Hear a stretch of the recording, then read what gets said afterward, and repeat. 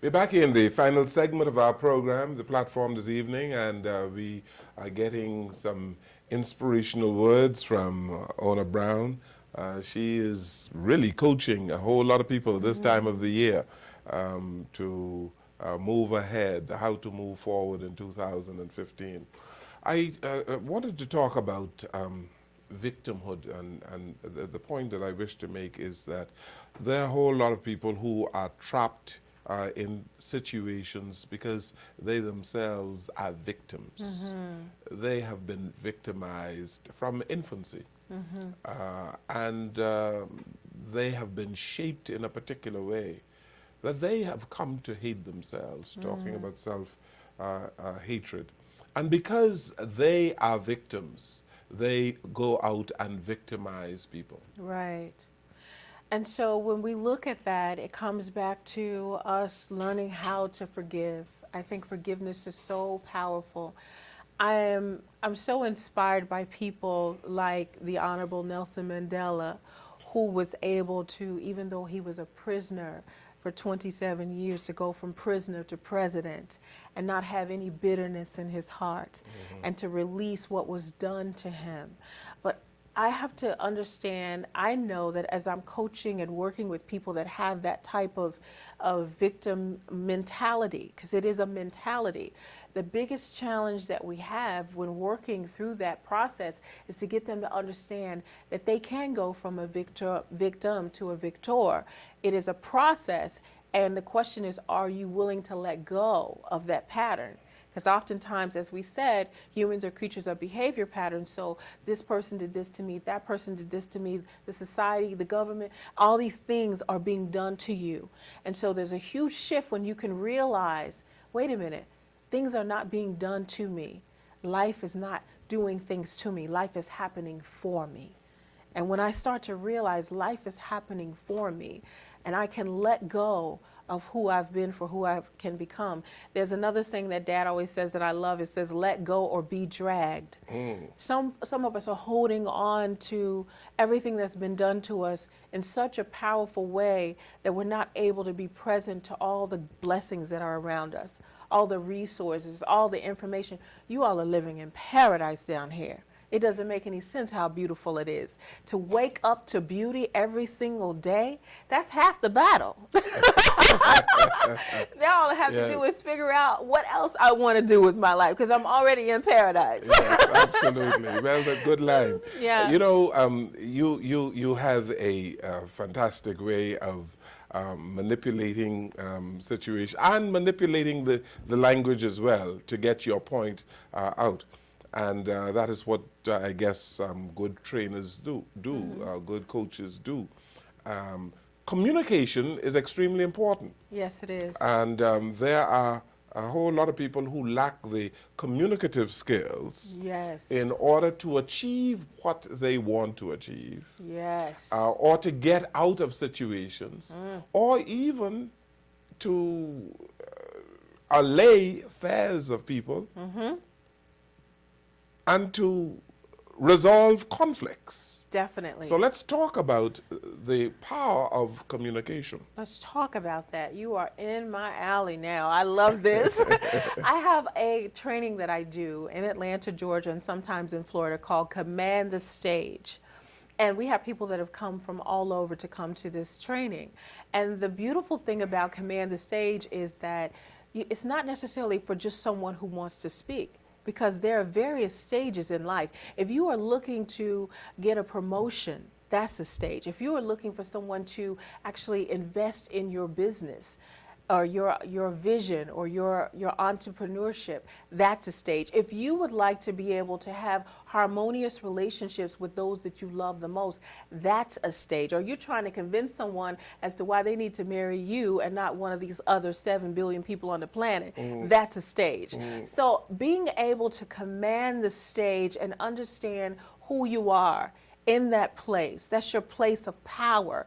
Working on your communication skills is so important, because as my dad's teacher, Mr. Leroy Washington, who was his mentor, told him, Mr. Brown, once you open your mouth, you tell the world who you are. People are watching you when you open your mouth. They are listening to you. And we understand that 98% of communication is nonverbal.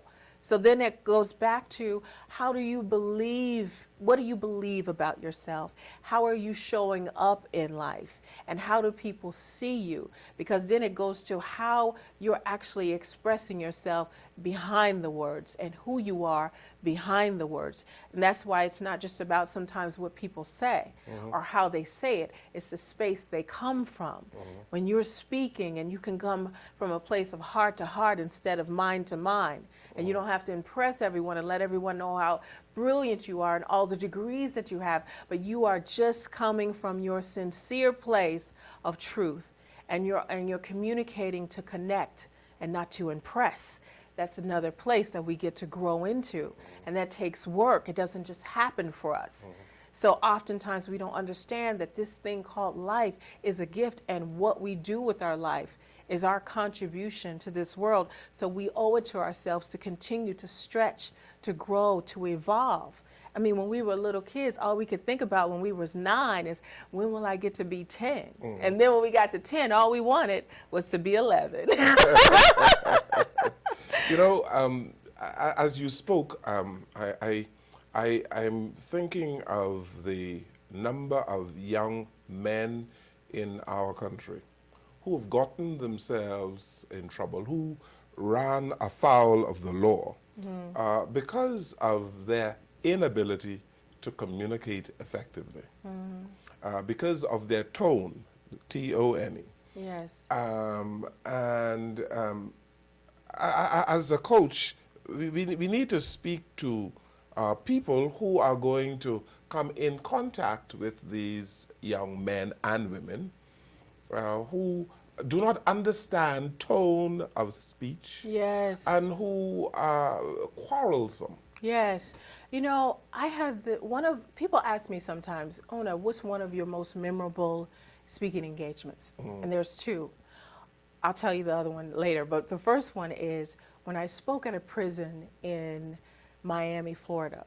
And I went in, and when we go through these doors, there were all these big bars and gates that were closing behind us, and I had to give up my purse, and it was just very unnerving to go into this place where I was just going further in with all these big gates closing behind me. We get in there, and all these young men are in these orange uniforms, these overalls, and I have speakers that are going before me, and they have me to go last, and I'm sitting there nervous, because anytime I'm speaking for young people, my intention is to impact their lives in a great way. So I'm realizing that I said, God, you're going to have to do this through me. I can't be like you. I have to be like Mother Teresa when she said, let me be like a pencil in the hand of God. So when I got ready to speak, I told a story of my younger brother who passed. His name was Chad, and he passed at 16. And I told him, I said, you know, I can't save Chad because he's gone, but perhaps maybe I can save one of you.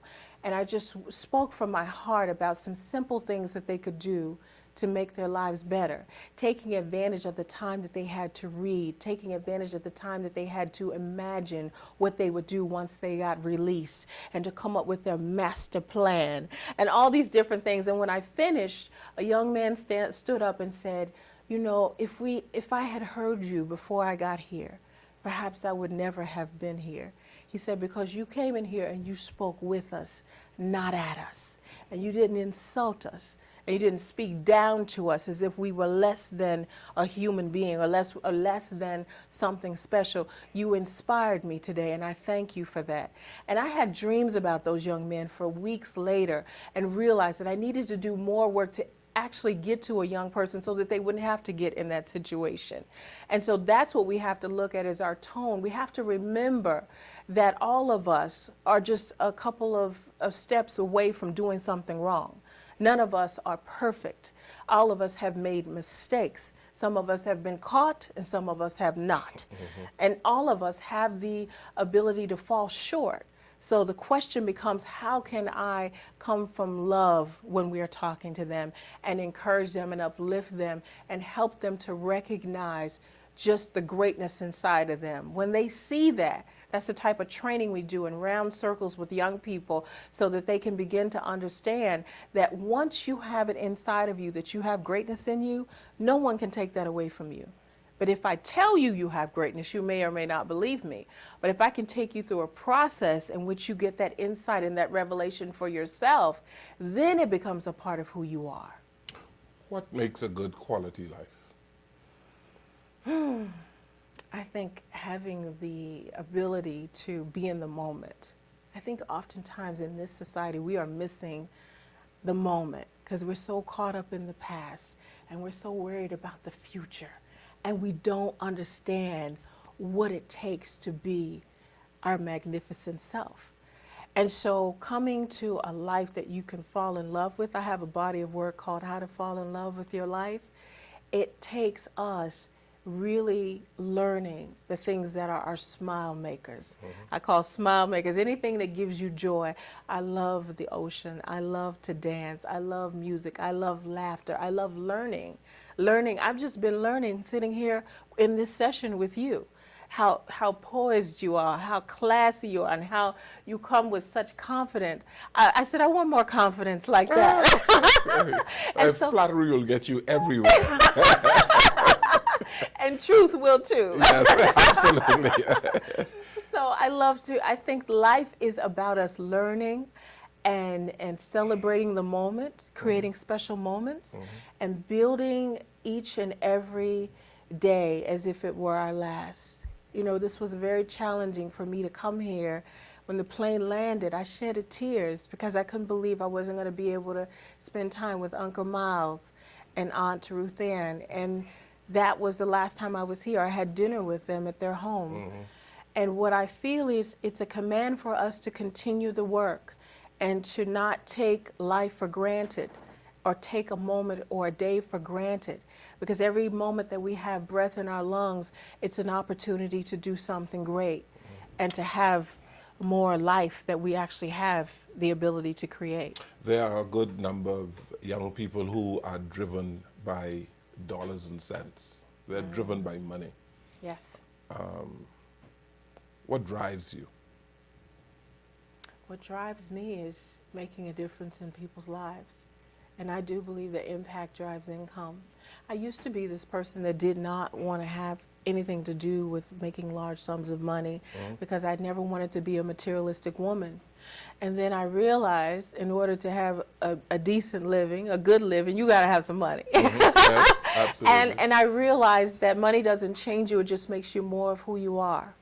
And so when you get good, loving, kind people and they're able to have wealth, then that's a good thing because that means that there will be less homeless people, there will be less hunger, there will be less poverty, there will be more solutions because we will be giving.